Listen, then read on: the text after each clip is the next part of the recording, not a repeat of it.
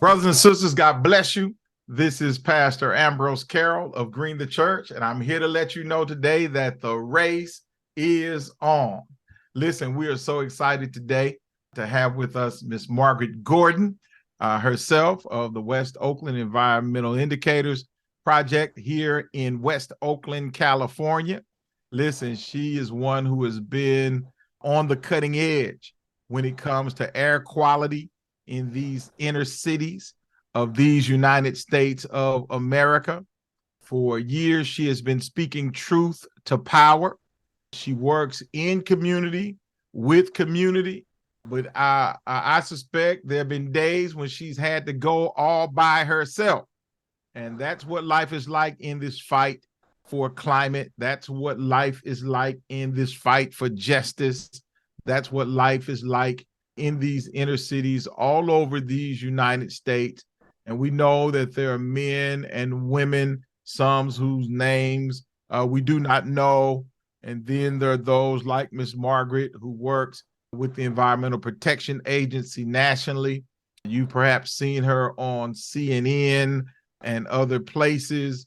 The work in the Bay Area with big oil and big industry, the Port of Oakland, the airport, trains, planes, and automobiles, making it hard for individuals to breathe is a part of the fight she fights. Again, just want to say welcome, Ms. Margaret, and allow you to just have some opening words for our viewers.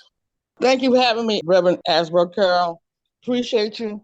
You know, we've been dibbing and dabbing back and forth over the years, me informing you, you informing me, and taking a lot of folks to task, especially agencies, about the environmental justice and the impacts and the disparities that we as Black people face across the nation because of where things are placed in our neighborhoods. Indeed, indeed. Ms. Mark, tell us how you got involved in this work and how you came to the West Oakland Environmental Indicators piece. How did all that happen? Okay, how I got involved, I was invited to a meeting, several meetings of various kinds. One was about asthma in the neighborhood. And then I was invited about the permitting process for the Bay Area air quality for the Red Star yeast factory. It was in West Oakland. Then I also participated simultaneously about the rebuilding of the Cypress Freeway that fell in West Oakland in the earthquake in 1989. Yeah. And then simultaneously was going on, there was a water research group had got a small grant to train or orientate residents of West Oakland about how to use data, research, but how they presented to us was about indicators, how did you measure stuff. Sure. So that was like going between 1991, 92, all these things were going on simultaneously. And we was a group of us residents who were, for 18 months, went through this orientation with staff of the Pacific Institute and students from the regional urban development from UC Berkeley, was the graduate students and PhD students who start talking about impacts, how to measure impacts. So it came down to the decision was made amongst us that we wanted to do our own report of our measurements, and with the support of this research team. And we would ask questions, and they would go get the answers. Then we put it on paper. Then one of us would write how our views about what would happen. And we ended up from like 250 things we measured in West Oakland down to 17 things, and became known as the Neighborhood Knowledge of Change Community Participatory Report. Okay. And we finished in 2002. So it's over 20 years old. And Wow. some of the 17 indicators are still related to impacts and disparities in West Oakland today. Wow. That is a lifetime of work. And how did you come to West Oakland? Why do you love it so? What makes you so passionate? I came to West Oakland looking for some cheap rent. And I was I was looking for some cheap rent. At Yeah. the time, I had 3 sons, and I had been part of a rent strike, and the people wanted to get rid of me. Okay. And the target of the rent strike was another Black woman in the building that we lived in. I lived in San Antonio, Fruitvale, and she moved out, got involved with the housing authority and evictions and community engagement around housing. And it just so happened this building called Slim Jenkins Court had just been built in 1992. And I put in an application that May of 2001 and no, 1991, I put in an application, and in 1992, I got accepted. Got it. I've been here for 30 years. 30 years. And you said you didn't necessarily come because it was close to the water. You didn't come because of its proximity to San Francisco, just a BART ride away. You came because of the cost of the rent. Yeah, the cost at that time, 30 years ago, that's it. People were still looking for rent. I worked, so I couldn't get into the housing authority units, but I could get into a nonprofit unit. That's right. That's right. And so working class individuals, here are places in the city where you can get in for a working class wage. And then we find all of these disparities, and you could have, tucked tail and ran. You could have gone anywhere else, and you could have just not worried about it and felt like the powers that be and the air quality is just, it is what it is, and we have other issues, and yet you've given your life to try to correct those problems and to make sure that your community is healed. Well, also, coming from a family of activists and knowing had read and studied how capitalism do working class people, poor people, and then having the ability to use a condition of asthma, which I suffer from, as a place of advocacy. Yeah. And that's how I got started, more so around the issue of asthma. And then learning some of, was not just personal to you, but some of the causes that from just the built environment that contribute to people being sick. Yeah. And then the next thing came about is other respiratory disease, lung cancers, COPD, and how it was related to the built environment.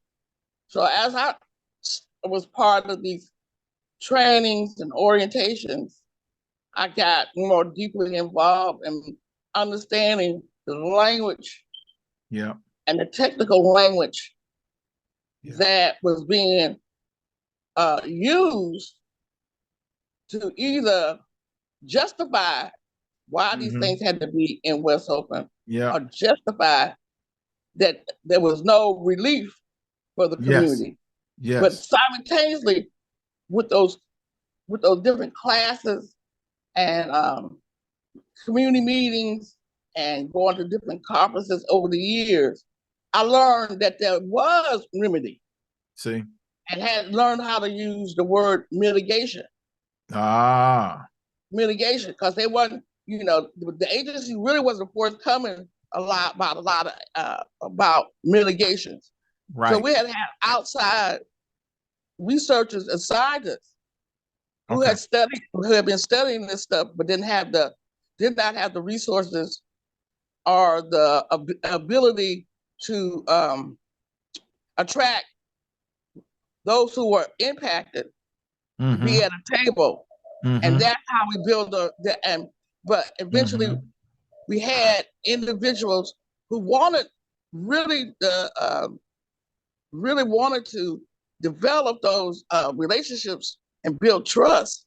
Yeah. And on these different situations that about the trucks in the neighborhood, having a port, having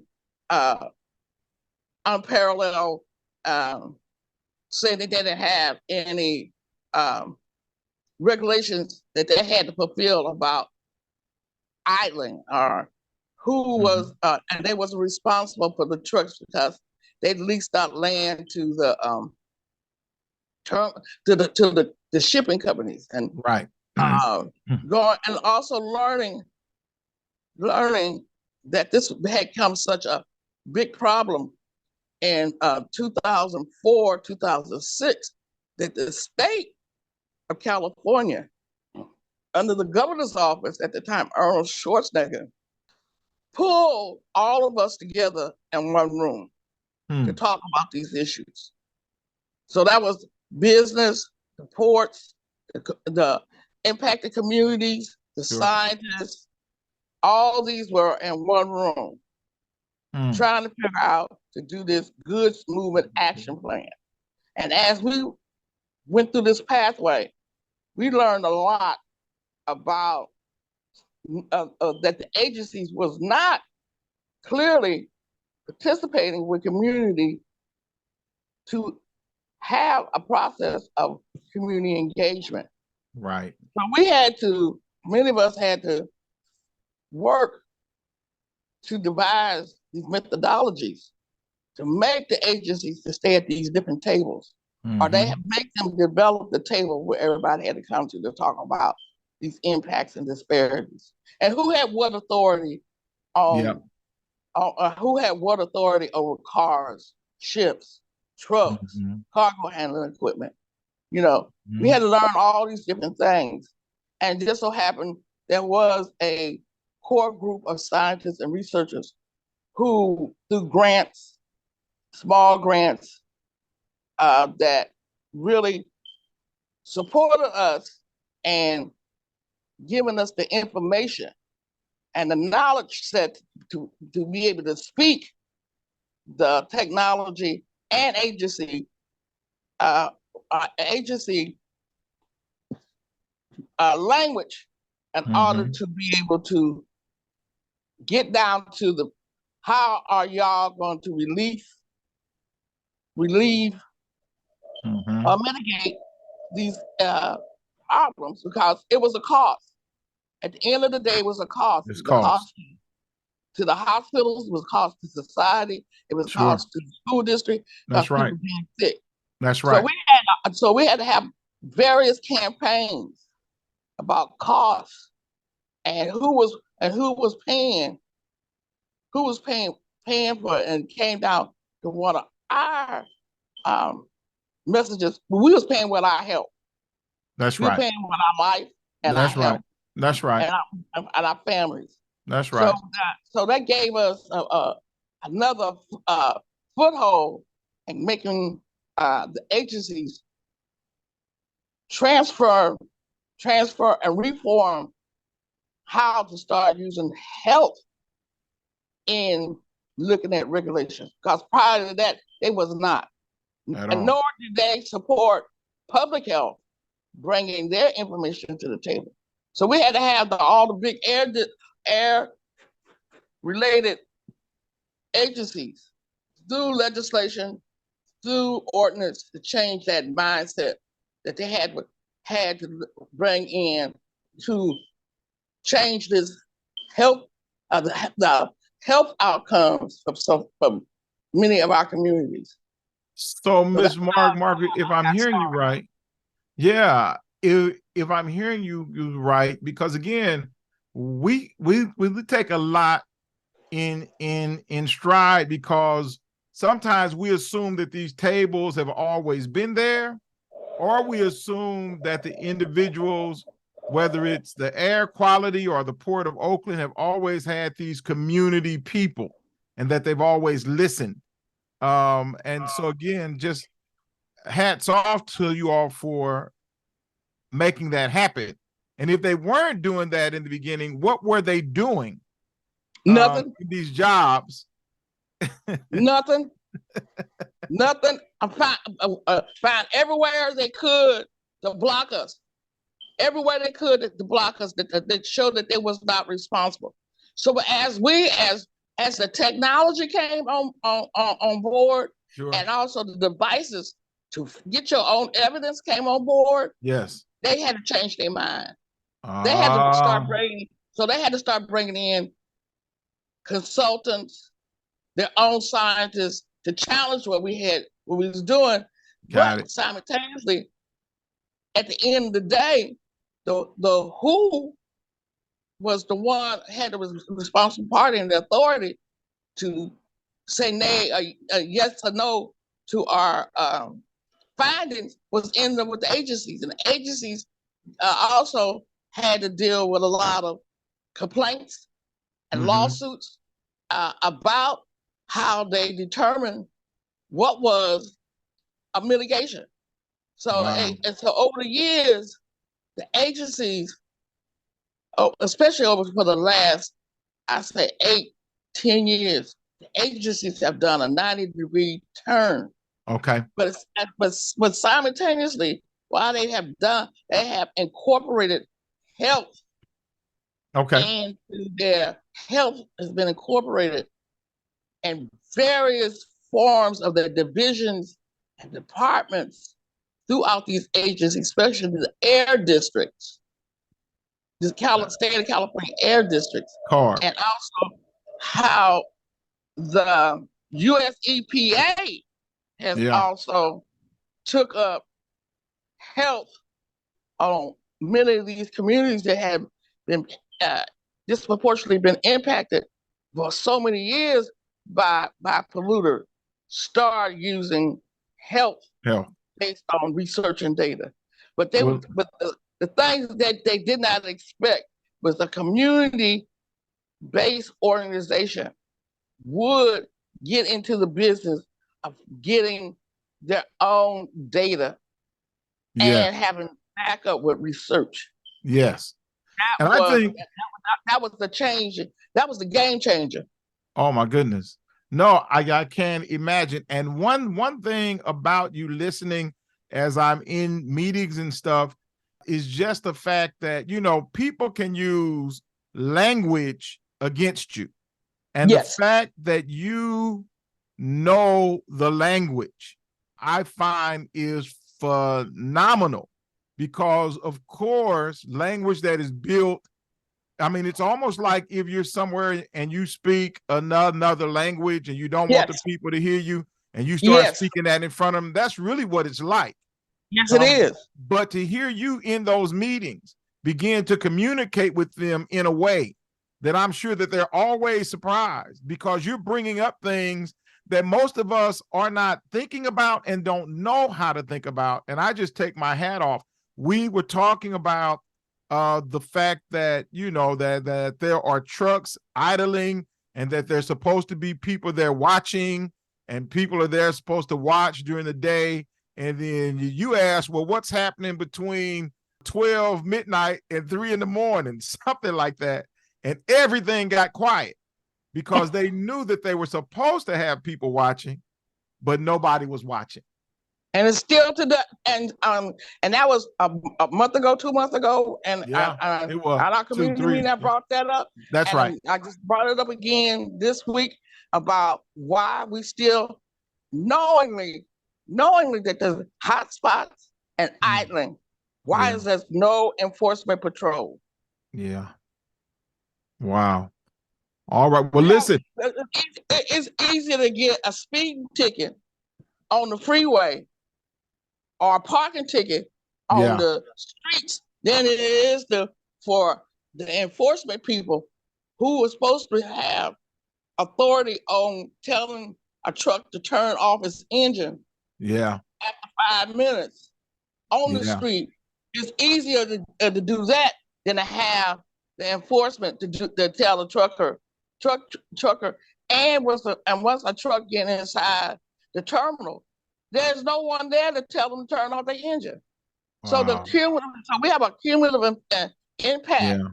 When I say cumulative, I mean there's multiple levels of pollution simultaneously going on, which nobody is regulating. Yeah, and people don't understand that, we talk about dead Black bodies, and we talk about, police brutality that is worth talking about, Black on Black crime that is worth talking about, but we don't understand that this pollution oftentimes attributes to more dead Black bodies than gun violence and bullets. And I think that it is an affront that you can get a ticket for parking somewhere, even if the car is not bothering anybody, but you're not getting a ticket for polluting our air and sending people to the hospital. And then as a business model for a place like the Port of Oakland, they seems as though that they have no policing authority, and they don't work towards a policing authority to over stuff that's on their land. The state and the feds will tell them what to do. They don't voluntarily do anything, from my experience, expertise, if it don't come from the government. They have they have this volunteering type process, but not an absolute ordinance or mandate to say this is what they're going to do at this land to ensure that this pollution from this land is not coming into and back into the neighborhoods. Yeah. Well, this has been fantastic. I've got one more question that I want to ask you. And it really deals with just what's happening now. What are some of the fights that you're battling now? And for our listeners, people connected to congregations far and wide, how can we help? What are some things that we need to be doing in our communities? What are some conversations we need to be having at church? And what are some things that we can do in Oakland and West Oakland to help this fight? Okay, one of the biggest things is right now, and it has not been publicly really announced out there, is that one, the Port of Oakland, through the Department of U.S. Corps of Engineers, would like to bring in this mega ship that holds 19,000 containers at one time, and then deploy those containers in 72 hours into our neighborhoods and our freeways. And they don't have to do a traffic study. They don't have to do anything to improve the traffic issues that we already have at certain hours of the day. And some of our traffic issues don't even don't reduce at non-commuter hours, but just the idea of having this amount of trucks, and also these trucks are not electrified. They're not electric trucks. They're still diesel trucks, and that is, to me, just appalling. And that with the White House telling these agencies they're supposed to have an environmental justice mandate or guidance, and the Corps of Engineers are feeling so. I was told at a meeting, we don't have the money to do that type of stuff. Okay? So and then on top of that they still work from a place of top down and not doing community engagement. And that's one major thing. This whole thing about who is policing the community around traffic enforcement, around idling. And the last thing is about Snitcher Steel and the fire that we had, that the toxics from Snitcher Steel metal shredding company went all through Alameda County and Costa Costa County, and Yeah. that caused a lot of air quality issues. So those are like the three main projects that I'm campaigning. I'm putting a lot of energy and campaigning in to get the word out that we people need to understand that some agencies are just not the port and these agencies are not really are how do we correct some of these things that's been That's right. still going on. That's Here right. it is 2023. We still got to live up under these type of impacts and disparities. Well, brothers and sisters, you've heard it. This again, we've been listening to the wisdom of Miss Margaret Gordon. We thank her for her work and her valor. She has been on the cutting edge. She is on the wall. She is one of our leaders, our voices. Again, she comes from a long line of advocates. And for us who come behind, we would that this message would inspire you to do more, to use your voice, to stand up and to learn language that is around you, that affects you. Again, there has been a lot of work done. And as you've heard today, there's so much more that has to be done, not only in West Oakland, but in South Berkeley, in Richmond, in Vallejo, wherever marginalized people are. You note that only certain people in Oakland have to deal with these issues. Those who live above Highway 13 do not. And we have to get to a more equitable way of living, a more equitable and loving way of caring for one another. And I cannot say enough about the work that Ms. Margaret does. And we are delighted to learn from her, to glean from her, and to work with her. Any final words in closing?